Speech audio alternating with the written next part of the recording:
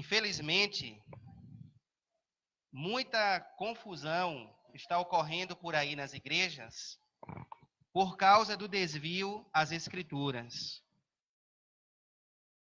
As Escrituras é um documento que Deus deixou para que nós possamos conhecer aquilo que Deus preparou para nós. O nosso foco como servos de Deus, como cristãos, é a vida eterna. O apóstolo João evangelista, diz o seguinte: que esta é a promessa que ele nos fez, a vida eterna. Muitas pessoas inventam outro tipo de mensagem, cria um outro evangelho, que Paulo advertiu para tomarmos cuidado com isso. Ali em 2 Coríntios 11, no verso 4 em diante, porque um outro Jesus seria pregado, um outro evangelho, e a humanidade receberia um outro espírito. O apóstolo Paulo diz claramente, ali em 1 Timóteo 4, que o Espírito Santo, ali está em E maiúsculo, expressamente diz que nos últimos tempos, muitos se apostatarão da fé por obedecerem a espíritos enganadores e doutrinas de demônio. Felizmente, vivemos na pior época que um ser humano pode viver. Vivemos nos estágios finais dos últimos dias. E o que está ocorrendo hoje é um desvio. Apostatar quer dizer um desviar-se dos ensinos de Cristo, dos profetas e dos apóstolos. O apóstolo Paulo escreve em Efésios capítulo 2, verso 20, que nós estamos fundados sobre a doutrina dos apóstolos e profetas, tendo Cristo como a pedra principal. É nele que estamos fundados, acima de tudo. Quem é os apóstolos? Os apóstolos, nesse texto, representam todo o Novo Testamento. E os profetas, todo o Antigo Testamento. Então, muitas igrejas estão desviando desses ensinos. Estão se apostatando, estão dando ouvidos a todo vento de doutrinas. O que a Bíblia nos adverte a tomarmos bastante cuidado. Como alguns pregadores da palavra de Deus têm dito, precisamos urgentemente voltar às Escrituras. Precisamos urgentemente de uma reforma. Há muitos desvios doutrinários. Estamos vivendo num tempo bastante difícil. As igrejas cada vez mais mergulham nesta apostasia e obedecem ensinamentos de demônios. Nós não podemos, como servos de Deus, tolerar esse tipo de coisa. Jesus disse aqui para os judeus na sua época, para os estudiosos, examinar as Escrituras, porque nela julgais ter a vida eterna e são elas que dele testificam. Nós não devemos conhecer Jesus por causa de uma visão, por causa de uma experiência de uma outra pessoa, por causa de um sonho que tivemos. Não. Devemos conhecer Jesus pelas Escrituras. Muitas pessoas pregam por aí que Jesus morreu pelos nossos pecados e acham que só isso é o Evangelho. Mas esse Evangelho está incompleto. Porque Paulo nos ensina o que é o verdadeiro Evangelho. Vamos abrir rapidamente em 1 Coríntios, capítulo 15, e vocês vão entender o que é o Evangelho completo. 1 Coríntios, capítulo 15.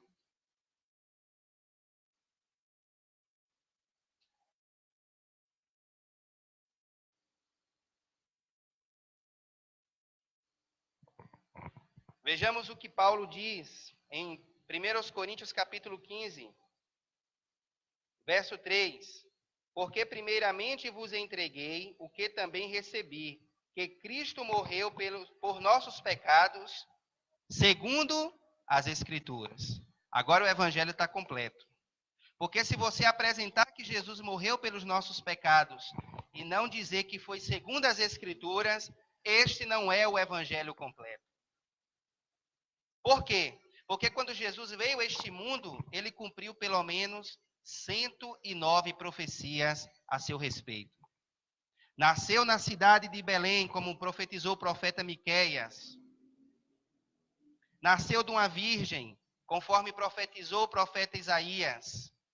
Entrou num jumento pela primeira vez, conforme profetizou o profeta Zacarias. Morreu pelos nossos pecados, conforme está escrito no livro de Salmos. Então, Jesus veio morrer pelos nossos pecados segundo as Escrituras. Por isso que ele disse, examinai as Escrituras, porque nelas julgais ter a vida eterna, e são elas que dele testificam. As Escrituras falavam de Jesus. A primeira promessa de Deus da vinda do Messias, Machia em hebraico, se encontra em Gênesis capítulo 3, verso 15, onde ele promete que da mulher ele mandaria um que esmagaria a cabeça da serpente. Foi a primeira promessa de Deus do Messias, do Salvador, do Redentor da humanidade. 2000 anos depois da queda, Deus chama Abraão de uma terra idólatra, Ur dos Caldeus, antiga Babilônia, atual Iraque, e ali lhe faz promessa, dizendo, sai-te da terra da tua parentela e vai para a terra que eu te mostrarei, ser tu uma bênção e te farei uma grande nação. Deus precisava formar um povo, precisava formar uma nação, para que o Messias nascesse, para redimir a raça humana. O inimigo, sabendo dessa promessa, começa a perseguir esse povo no decorrer da história, tentou matar todos os meninos no Egito, quando o povo rendeu, quando Deus cumpriu a promessa. Depois, na Pérsia, tenta exterminar esse povo e Deus o impede, Deus age e protege esse povo. Não conseguindo destruir esse povo, Jesus chega, ele nasce. O inimigo inspira o rei Herodes para matar todos os meninos de Belém de 2 anos abaixo, na intenção de matar o Salvador que havia nascido. Mas Deus lhes dá um sonho a José e manda-o para o Egito, até que Herodes morra e Deus chame o Messias, que também estava profetizado. Do Egito chamei o meu filho. Jesus passa um tempo no Egito e Deus o chama depois da morte do rei Herodes. E Jesus morre na cruz, após ter vencido Satanás no deserto, na tentação do deserto. Vai à cruz e vence a Satanás de uma vez por todas. Quando ele diz, está consumado, ninguém me impediu, eu dei a minha vida. Pelas ovelhas perdidas da casa de Israel, eu dei a minha vida, por todos aqueles que um dia hão de me conhecer. Jesus derrotou Satanás na cruz, quando disse, está consumado. Então, como as profecias apontavam para este cumprimento, ele veio de acordo com as profecias. Verso 4, que foi sepultado, que foi ressuscitado ao terceiro dia, segundo as Escrituras. Ele foi sepultado e ressuscitou ao terceiro dia, segundo as Escrituras. As Escrituras diziam que o Senhor, Deus, não deixaria o seu Filho no mundo dos mortos. Nem a sua carne veria corrupção. E ao terceiro dia, Jesus ressuscita. Louvado seja Deus. É esse Cristo que nós pregamos, é esse Cristo que nós conhecemos. Esse é o Cristo das Escrituras. Não é esses que estão se pregando por aí, que tudo pode, tudo é permitido. Não. O Cristo que nós conhecemos é o Cristo que veio para condenar o pecado e veio para morrer em nosso lugar, para nos justificar diante de Deus. Então, voltando aqui a João, capítulo 5, verso 39, temos que voltar às Escrituras urgentemente, porque pouco a pouco o engano religioso vai abater mais e mais aqueles que não estiver apegado a Deus e que não conhecer as Sagradas Escrituras. Só as Escrituras. É o que diz um dos 5 pontos da reforma. Só pela fé, porque por meio da fé somos salvos. Só a graça, porque por meio da graça, o favor imerecível de Deus, somos salvos. Só Cristo salva, porque Ele se entregou por nós. Ele é o Cordeiro de Deus. João capítulo 1, verso 29. Que tira os pecados do mundo. Ele foi o sacrifício perfeito de Deus.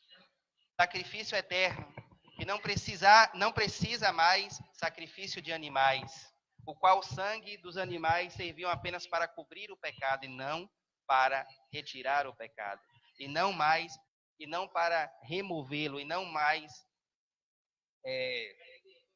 para apagar os nossos pecados. Jesus pagou de uma vez por todas.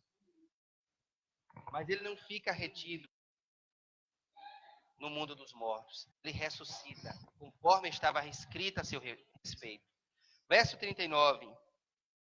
Examinai as Escrituras, Jesus falou para os líderes religiosos, para os judeus de sua época. Porque ela não só fala da vida eterna, mas também testifica a seu respeito. E se nós não aplicarmos o nosso tempo estudando as Escrituras, vamos cair no engano satânico. Se engane. A primeira coisa que Jesus advertiu em Mateus 24 foi sobre terremotos que haveria de vir. Não foi sobre guerras. Ele disse, cuidado, acautelai-vos. E sobre o engano religioso que ele falou. Mateus 24, verso 4 e verso 5. Acautelai-vos, cuidado, para que ninguém vos engane. É por isso que temos que voltar às Escrituras. E como eu disse, só as Escrituras, porque somente através dela podemos conhecer a Cristo. Somente Cristo deu a vida por nós. Só a Cristo, nosso Salvador. E somente a Deus a glória. É o 5º ponto da reforma. Um cristão que não conhece isso, que não conhece os 5 pontos da reforma, não pode ser considerado cristão.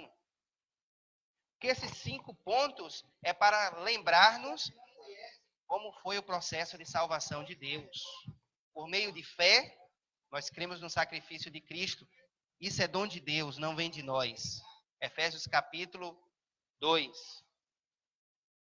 Somente porque é o favor de Deus que não merecemos, fomos alcançados. Somente por Cristo que deu a vida por nós, fomos salvos. Só as Escrituras, porque somente ela nos leva a conhecer a Cristo e ao Pai. E somente a Deus a glória. Então, se você não conhece esse processo, sinto muito, não pode ser considerado um cristão. Jesus disse em João capítulo 8, e conhecereis a verdade, e a verdade vos libertará. Se você conhece a verdade, o pecado não pode mais te dominar.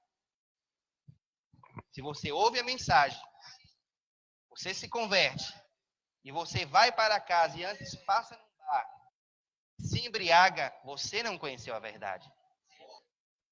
Precisa voltar a ouvir tudo novamente e deixar Deus falar ao teu coração. Porque a Bíblia diz que o pecado não pode ter domínio sobre nós. Quem vive na prática do pecado pertence a Satanás. É filho do diabo.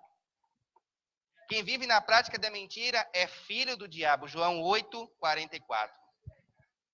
Então, se a pessoa acaba de ouvir a mensagem, vai praticar o mesmo pecado, precisa conhecer a verdade.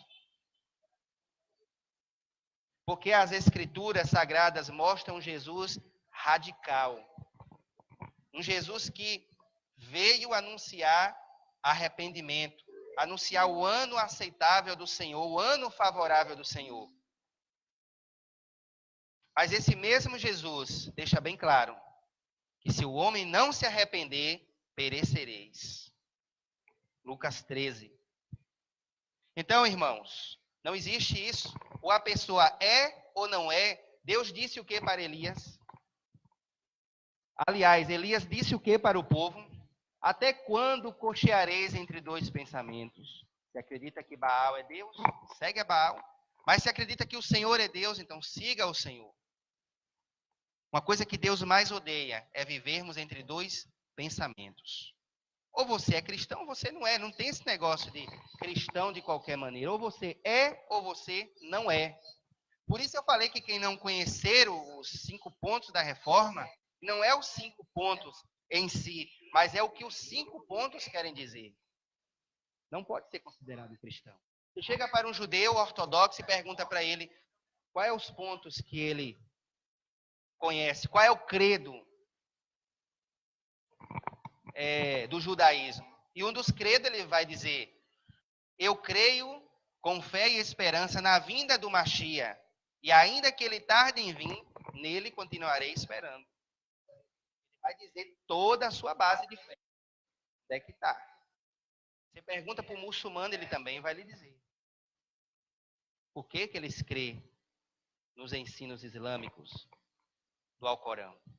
Mas você chega para a maioria hoje dos evangélicos e você pergunta os 5 pontos da reforma, você pergunta por que foram salvos, não sabe explicar o processo de salvação. A doutrina mais enfatizada na Bíblia da salvação, da redenção, e muitos não conhecem. Então não podemos chamar isso daí de cristianismo, não podemos chamar isso aí de igreja. Por isso disse que vivemos num tempo bastante perigoso, porque o joio cresce dentro da igreja ao lado do trigo. E não compete a nós saber quem é joio e quem é trigo. Se conhece a verdade, não podemos andar na prática do pecado. Se conhece a verdade, não pode mais se embriagar. Se conhece a verdade, não pode mais ser infiel. Se conhece a verdade, não pode mais andar junto com ímpios e pecadores no mesmo procedimento que andava antes. Jesus disse que nós somos o pequeno rebanho. Jesus disse que nós somos luz do mundo e sal da terra. O que é que o sal faz? Ele conserva e dá sabor. Você já notou que a maioria, hoje, dizem por aí, as pesquisas mostram isso, que estão aumentando o número de evangélicos no Brasil. Porém, há uma pergunta a se fazer. Será mesmo que são todos evangélicos? Porque o que está acontecendo no nosso país, se a Bíblia diz que nós somos sal da terra e luz do mundo, então o sal ele tem que conservar e dar sabor.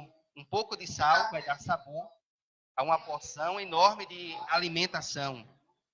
Mas Jesus também fala que esse sal pode se tornar insípido.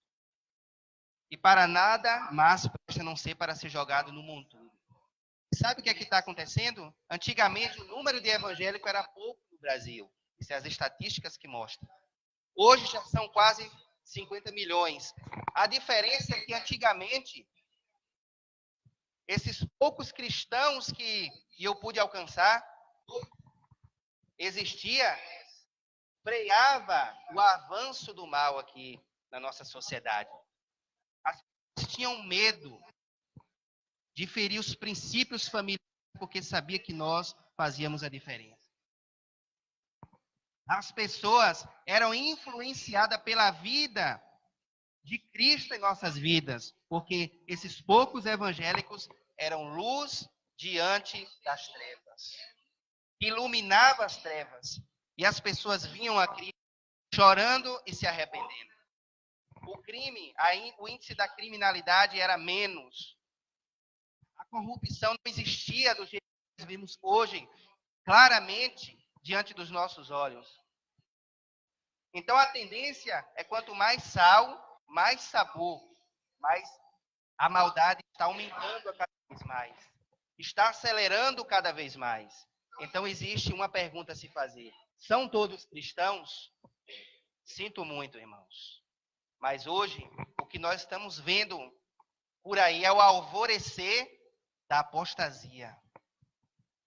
A apostasia está assolando muitas igrejas e vamos ver muita coisa acontecer à medida que nos encaminhamos para os estágios finais dos últimos dias da igreja sobre a terra.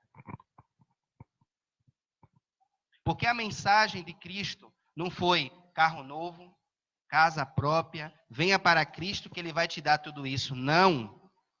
A mensagem é: arrependei-vos e crede no Evangelho.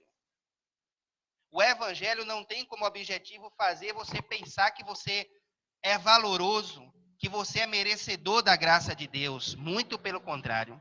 A finalidade do Evangelho é mostrar o quanto somos depravados e miseráveis sem Cristo. E por isso precisamos dele, da misericórdia dele, como nosso Senhor e Salvador. Esse Evangelho que massageia o ego da pessoa por aí é o Evangelho propagado pelo espírito do anticristo que vai se manifestar muito em breve. Não se engane, irmãos. Em breve esse mundo vai ter o seu Senhor, mas antes a igreja vai ser arrebatada. A Bíblia diz que quando a maldade chegasse ao máximo, ao topo, se levantará um homem feroz de cara, e ele será entendido em adivinhação. Esse é o anticristo, que vai vir como um castigo para aqueles que rejeitaram o amor à verdade que Deus oferece há 2000 anos através do seu próprio Filho.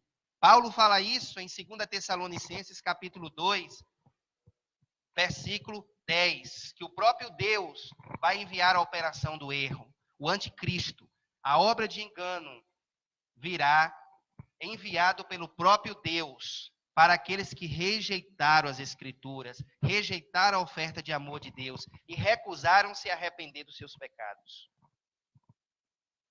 Por isso que nós temos que estudar as Escrituras. As pessoas estão acreditando que Deus só pode falar se tiver movimentos, pula-pula.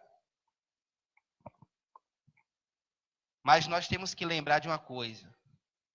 Deus, muitas vezes, ele se manifestou na simplicidade. Elias estava na caverna, diz a Bíblia que veio um fogo, Deus não estava no fogo. Um terremoto, Deus não estava no terremoto.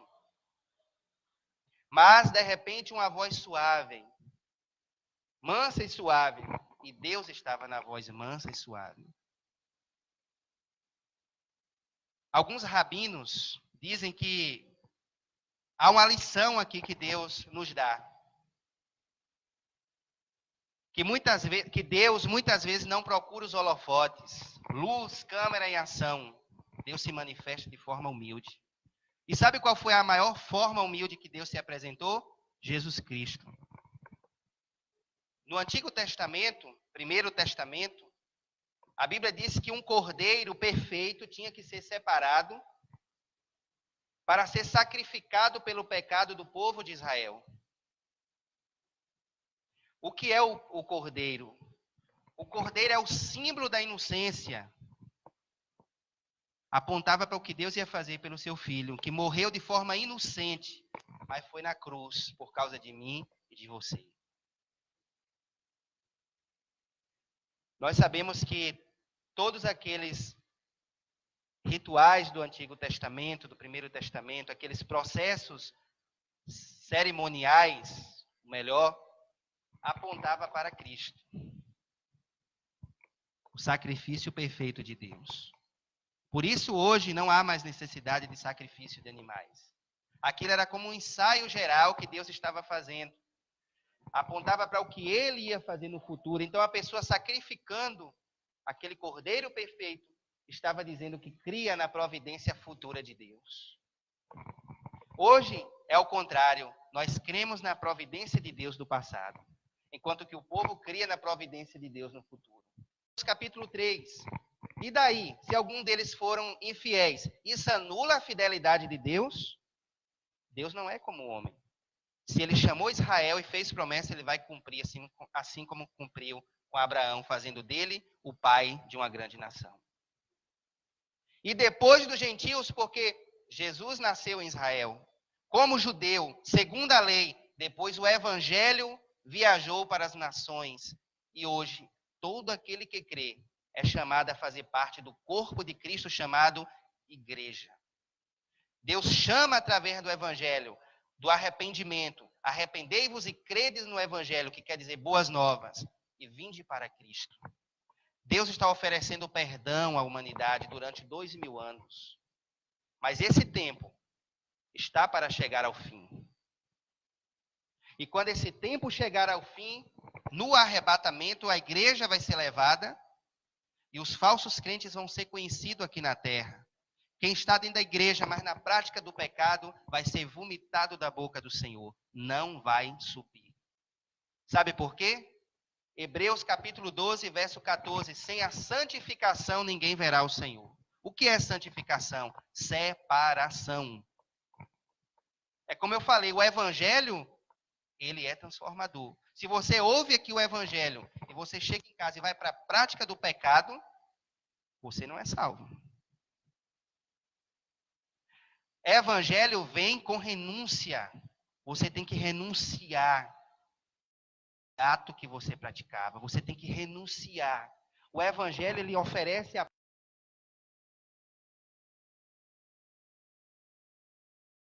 Muitos pensam por aí. Esse evangelho capenga, que tudo pode, esse evangelho não é o evangelho de Cristo. Por isso que ele falou que vão vir vários homens dizendo que são cristos. Cuidado com os falsos cristos. Cuidado com os falsos profetas. Quando uma pessoa falar que pertence a Jesus, pergunte: que Jesus? Porque eu digo claramente, o meu Jesus a quem eu sirvo não é o Jesus que a maioria das igrejas diz que serve por aí. Sem respeito, os discípulos são sem respeito. Os discípulos têm que seguir os passos do mestre. Aliás, a palavra cristão quer dizer pequenos cristos. As pessoas colocaram esse nome neles. Não foi eles que se autodenominaram cristãos. Eles eram chamados seguidores do Nazareno, do caminho. Mas em Alexandria, pela primeira vez, eles foram chamados de cristãos. Sabe por quê?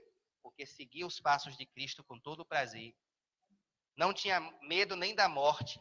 E por parecer com seu Senhor, com seu Salvador, as pessoas chamavam de cristãos. Agora eu pergunto, a maioria hoje pode ser chamada de cristão? Parece o Cristo das Escrituras? De maneira nenhuma. Jesus veio na forma humilde, como eu falei. O servo sofredor. Lê Isaías 53. Ali está em forma literal, não está simbólica. Literal. Homem experimentado pelos trabalhos, de dores. Jesus foi filho de carpinteiro.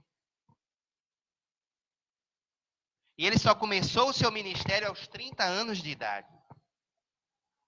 Sabe quem era Jesus? Eu vi um próprio judeu pregando sobre isso. Na cidade de Nazaré, ele era conhecido. Nazaré fica ao norte de Israel. E ali foi criado com os amigos, com todos da sociedade. E chega um dia, ele vai à sinagoga como é de costume. Jesus nunca negou sua naturalidade. Ele é judeu. Esse Jesus aí, de cabelos longos, branco, dos olhos azuis, é uma criação humana. É um Jesus romano, ocidental. Como eu posso provar isso? Primeira coisa, porque as escrituras são hebraicas. Foi escrito no original hebraico. Ela fala de uma cultura, ela fala de um povo, ela fala de uma história de um povo e de uma terra. E de um Cristo que fez parte dessa história, nasceu nessa terra, segundo a lei, circuncidado ao 8º dia como todo judeu, fiel às escrituras, tanto é que quando ele chega a certo dia, começando o seu ministério ali em Nazaré, na sinagoga, foi-lhe chamado à frente para que ele lesse as Escrituras. E ele abre, como diz Lucas capítulo 4, exatamente no texto de Isaías 61, que fala sobre ele mesmo, a chegada do Messias. E ao ler, a Bíblia diz que todos estavam com os olhos fitos na pessoa dele. Como eu disse, Jesus era conhecido. E era simples. Por isso muitos não creram nele, na sua própria terra, na sua cidade que ele foi criado. E ali de forma simples ele vai à frente, ele lê as Escrituras. E quando ele cerra as Escrituras e diz que o ano aceitável do Senhor ele estava anunciando naquele momento, ele diz para o povo, seus amigos, conhecidos, talvez parentes ali, hoje acaba de cumprir essa Escritura. Sabe o que ele estava falando? O Messias está diante de vocês. O Salvador está diante de vocês. Mas a Bíblia diz que o povo de Israel não creu. E sabe por que não creu, irmãos? Porque Jesus não tinha parecer nem formosura. Em outras palavras, Jesus era feio. Não tenha medo de dizer isso. Está em Isaías 53. O povo de Israel até hoje espera um rei como Davi, homem valente, que guerreava as guerras de Israel. E de repente chega o Messias, simples, como um cordeiro de Deus para ser sacrificado. Nada parecido com o que eles estavam esperando. Jesus vai vir assim, mas agora na segunda vinda, e os judeus não entenderam isso. Na segunda vinda ele vem como leão da tribo de Judá, Apocalipse 5:5. O leão ele vem para fazer massacre, não para ser sacrificado. E é isso que ele vai fazer. Apocalipse 19:11 em diante, ele vem como guerreiro de Deus, Rei dos reis e Senhor dos senhores. O céu vai se abrir no momento que o mundo todo, em completa rebelião, cercar Israel para tentar destruir o povo que trouxe o Messias. Nesse momento, o céu se abre e ele vem num cavalo branco com um exército celestial poderoso para destruir o anticristo e todos os seus seguidores. Mas quando ele veio pela primeira vinda, ele não veio como os judeus esperavam. E por isso, muitos dos judeus não creram, nem o aceitaram. E eu digo, que se Jesus viesse pela primeira vez ainda nessa mesma forma, humilde, os evangélicos de hoje, na sua maioria, também não aceitariam. Porque eles buscam aparência. Eles buscam a aparência física. E Jesus falou que o reino de Deus não virá com forma de aparência física. Ele está dentro de vós. Se somos de Deus, temos que olhar as Escrituras através do Espírito Santo. Olhar as Escrituras do prisma hebraico e original que é as Escrituras. Não busque um Jesus gentil. Busque um Jesus judeu. Essa semana, muitos estavam divulgando e opinando contra uma imagem que foi divulgada em São Paulo, no Carnaval. E era uma encenação onde um homem fazia parte de Cristo e botava outro fazendo o papel dos demônios, torturando e vencendo aquele que se diziam ser Jesus Cristo. Muitas pessoas enfurecidas, comentando e divulgando. Eu olhei assim, Deus me deu um outro entendimento. De fato, eles erraram.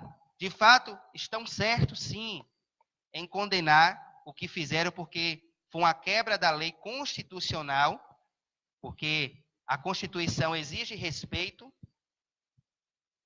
para todo indivíduo, para todas as pessoas. Nós temos que respeitar suas religiões, mesmo que não concordamos com essas pessoas. Então, o que eles fizeram foi jogar a Constituição por terra.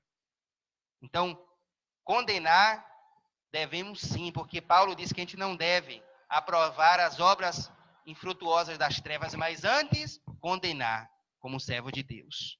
Não podemos se alegrar com isso. Porém, o que Deus me mostrou, irmãos, na palavra dele, é que esse Jesus que eles apresentou está longe de ser o Jesus das Escrituras. E por isso não me afeta. Por dois motivos. Primeiro, judeu não é covarde. Eu ando com judeu e eu sei o que é judeu. Judeu é um povo que respeita todo mundo, um povo exemplar.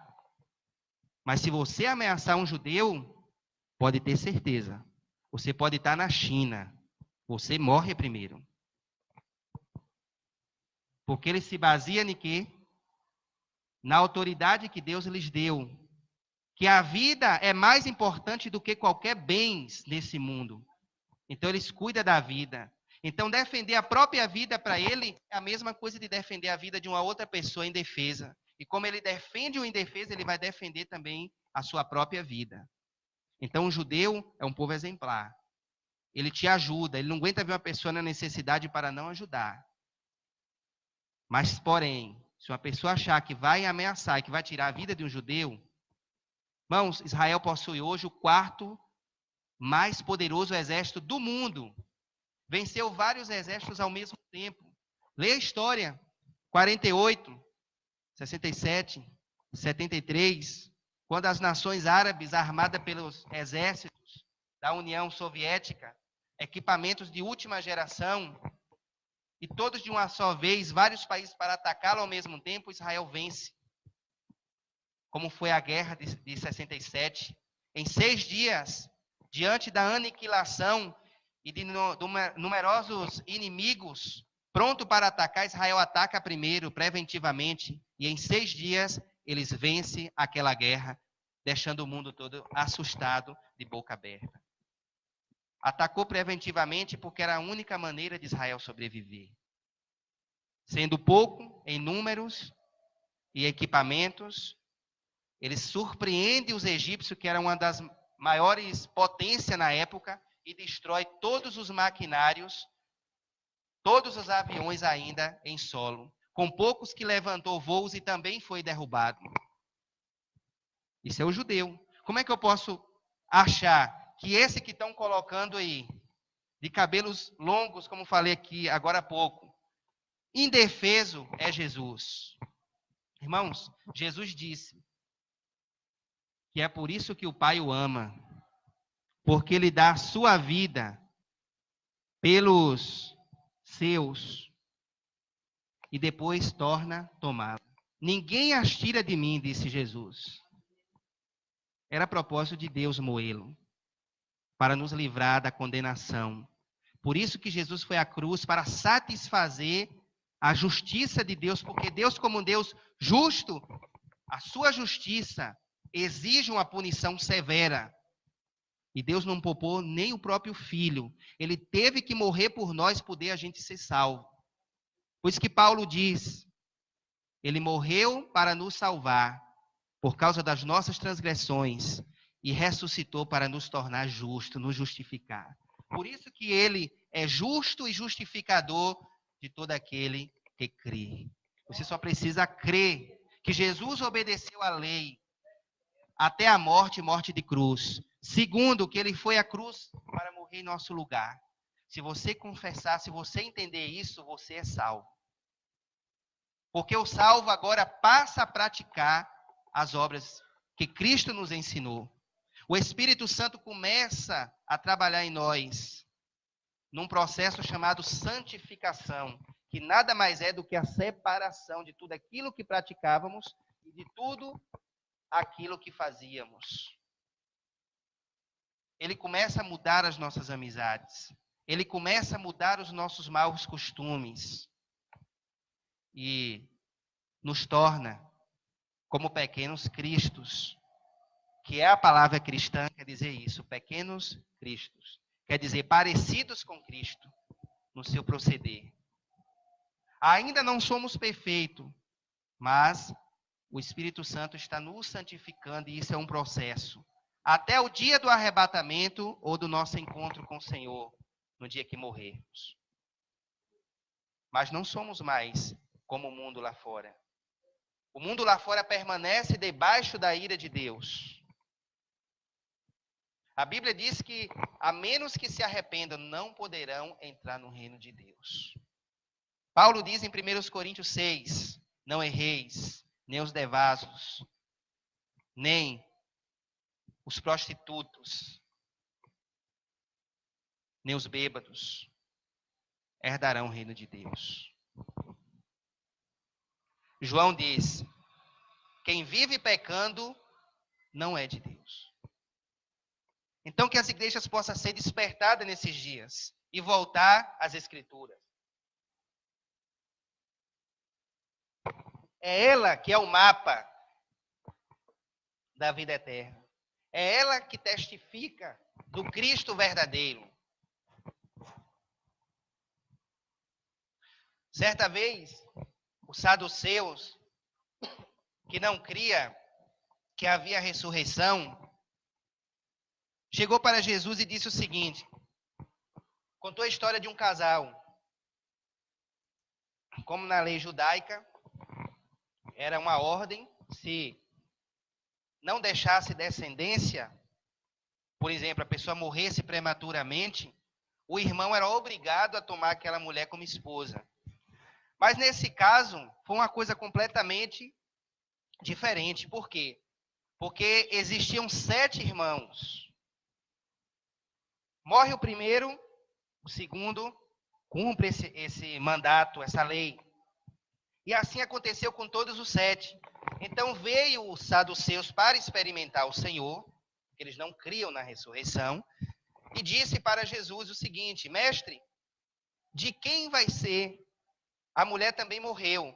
E de quem vai ser ela na ressurreição, sendo que os 7 a possuíram? Sabe qual foi a resposta do Senhor? Errais em não conhecer as Escrituras, nem o poder de Deus. Mas os saduceus eram homens que andavam com as Escrituras, eram homens que estudavam as Escrituras, mas não obedeciam, não entendia. Olha o tipo de pergunta que ele foi fazer. Uma pergunta, primeiro, que eles não crêem. Não criam em ressurreição. O grupo deles não cria. Os fariseus criam, mas os saduceus não. Depois vai contar esse relato e perguntar de quem a mulher será na ressurreição, sendo que os 7 a possuíram. Todo mundo sabe que o casamento é algo temporal enquanto estamos nessa vida. E foi isso que Jesus disse. Após ter dito que eles erravam e não conheciam as Escrituras, nem o poder de Deus, Jesus olha para eles e diz, porque na ressurreição nem se casam, nem se dão em casamento, porque não mais podem morrer. Serão como os anjos de Deus.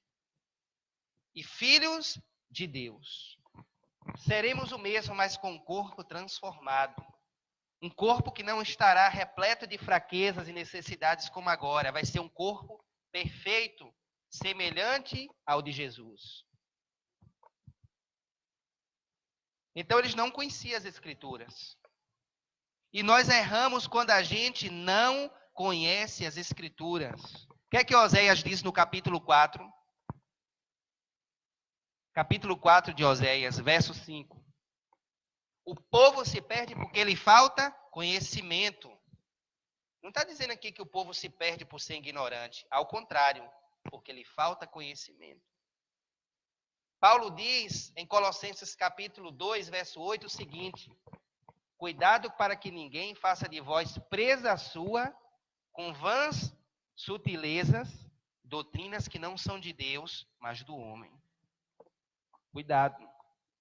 O conhecimento das Escrituras e a prática da mesma é que vai evitar de cairmos em mãos erradas, de enganadores, cujo objetivo é matar e destruir.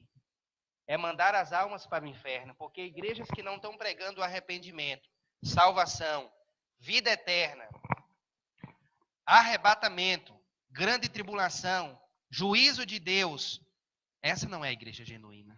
E as pessoas que estão lá dentro, e se você está me ouvindo nessa noite, e continua nessas igrejas, você está contribuindo para a sua perdição.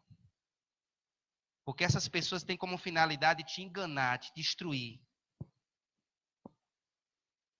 Se você não abraçar o conhecimento bíblico, você vai cair em mãos erradas. O que é se tornar presa? Você já viu como é que o leão faz para pegar a presa? Ele se esconde, ele espera o momento certo, então ele arranca para cima. E ali ele pega aquele animal indefeso. Ele se tornou presa. Não tem quem o ajude, ninguém pode fazer escapá-lo. Então, não é diferente com o servo de Deus. Se não tivermos o conhecimento das Sagradas Escrituras, nos tornamos presa. As pessoas têm como objetivo enriquecer às custas da igreja. É isso que está acontecendo atualmente com esses falsos mestres que não pregam a salvação. O mundo a ponto de experimentar o justo juízo de Deus e eles pregando riqueza. Venha a Cristo que ele vai te dar uma casa nova. Venha a Cristo que ele vai te dar uma casa na praia. Venha a Cristo que ele vai tornar-te rico. Você sabia que até os ateus zombam desse evangelho por aí? Busca no YouTube. Silas Malafaia foi para o programa do Pedro Bial e lá um ateu escarneceu na cara dele. Quando Pedro Bial perguntou para ele: você acredita que o evangelho está crescendo bastante, o número de evangélicos? O número de evangélicos está crescendo bastante? Não te assusta? E sabe o que ele falou? De jeito nenhum. Porque um evangelho que diz, venha para Jesus que ele vai te fazer rico, venha para Jesus que ele vai te dar uma casa nova, fez a maior ironia, a maior chacota. O Silas achou ruim, queria combater, mas não tem o que combater. A maioria das igrejas no Brasil está vivendo assim, e tem que parar com isso de querer encobrir o erro. Se a igreja evangélica não olhar para si e não ver o estado miserável em que se encontra, vai ser vomitada da boca do Senhor em breve. A igreja de Laodiceia vivia desse jeito. A igreja de Laodiceia era toda cheia de si. Era a igreja rica, materialista. Como é que está vivendo hoje? E por causa disso, que ela era cheia de si, não queria reconhecer o seu erro, o Senhor falou, vou vomitá-la da minha boca. E sabe quando isso vai acontecer? Quando Cristo vier para arrebatar os seus. Lembre-se, não basta dizer que conhecemos o Senhor Jesus. Temos que saber se Ele nos conhece. O servo de Deus, ele é conhecido. Se você ler a história da Sunamita, uma mulher rica, a Bíblia diz que toda vez que Eliseu passava por lá, ela observava Eliseu. E certo dia ela insistiu para que Eliseu fosse à sua casa e comessem pão com ela. E ela fez um quarto, junto com seu marido, para colocar mesa, cama, cadeira, para que toda vez que Eliseu assim passasse por ali, fosse para o seu lugar de sossego. Porque ela confessou que ele é homem de Deus. A igreja tem que saber disso, que o mundo lá fora está nos observando. Como é que você quer ganhar a família para Jesus? Se você vive uma vida pecaminosa e você se converte, chega em casa, faz a mesma prática. Como é que você vai ganhar a sua família para Jesus? Como é que você vai ganhar seus amigos para Jesus se você chega em casa, vai conversar palavras torpes com ele, por exemplo?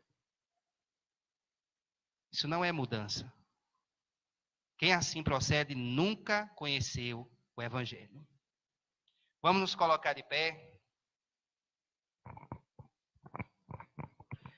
E que Deus nessa noite possa aplicar a sua palavra lida em nossos corações. Porque eu não acredito num Evangelho que não há transformação. Eu não acredito no Evangelho que só apresenta a rosa, mas não apresenta espinho. Eu não acredito no Evangelho que não tem mudança. Eu não acredito no Evangelho que não confronta o teu pecado e o meu pecado. Eu não acredito. E um dia, veremos quem estava com a razão.